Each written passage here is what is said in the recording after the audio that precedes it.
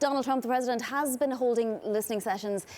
Today, is it a listening session, or will he be ordering these executives to carry out certain things? Well, as is typical with this White House, you just don't get an agenda, so you really don't know. He does make these comments, he brings in the press, they take pictures, and they close the door to the press.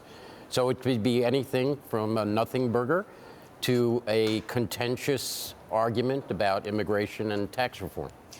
Does corporate America have much leverage here? I mean, you heard Gary Cohn, who was part of that, multinational group of companies that are being represented today, and now he's on the other side.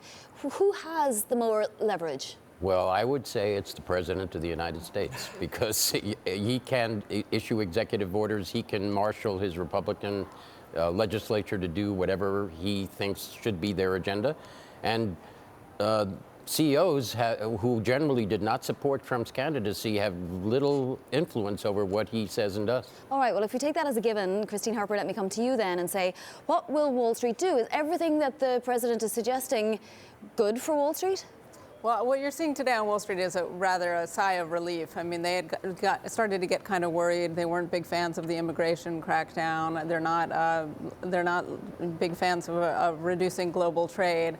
So they like this. This is what they wanted. Some of this news about deregulating Wall Street is very much in their, sort of wish list for the president. And so they're comforted to see that that's happening. You're seeing stocks of Goldman Sachs and Morgan Stanley among the leading gainers today, because investors clearly see opportunity for them to make more money thanks to this.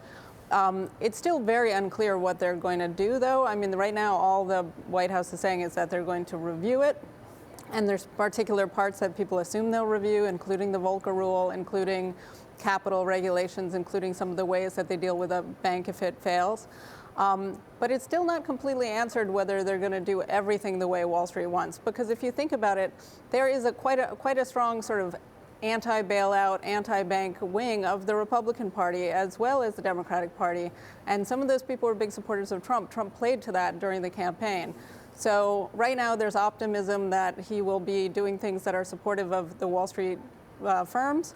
And some of them are seeing that effect in the stock market. And of course, vast swaths of Main Street as well who voted for Trump, exactly, and to whom he, pledges to be the best president ever, are also, big against this. Yeah. Okay, Brad, let me bring you in here, because we did have one defection, if you like. We finally got Travis Kalanick of Uber saying that he would actually leave the Strategic and Policy Forum. This after rumors of 200,000 delete Uber accounts lost. Right. I don't think actually it was a business issue. Uber's growing very quickly. They probably ended the week up in terms of membership.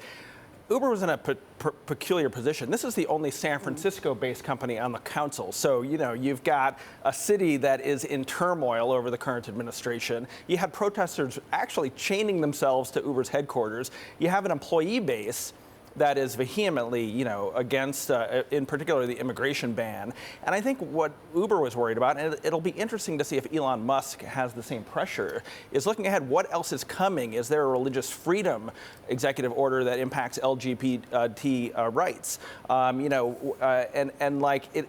Uber was so affiliated now with the Trump administration, perhaps unfairly, that I think they were worried that every new act would be a fresh blow to the constituencies that seem to be very mobilized right now. You mentioned the Tesla founder, Elon Musk, and he came out with fighting words yesterday, or I'm not sure if they were exactly fighting. He said he would offer suggestions for changes to the immigration bill. Will he have any impact? Well, it's funny, because I do think the tenor of this meeting probably changed. It's probably going to be about tax and trade and regulation, and now suddenly social issues are thrust in the spotlight. Will Elon have any impact? I mean, as Marty said, maybe not, but he also has an agenda, right? He wants to preserve solar tax credits, maybe talk up a carbon tax, and so he actually has more of an agenda than Travis had with the federal government.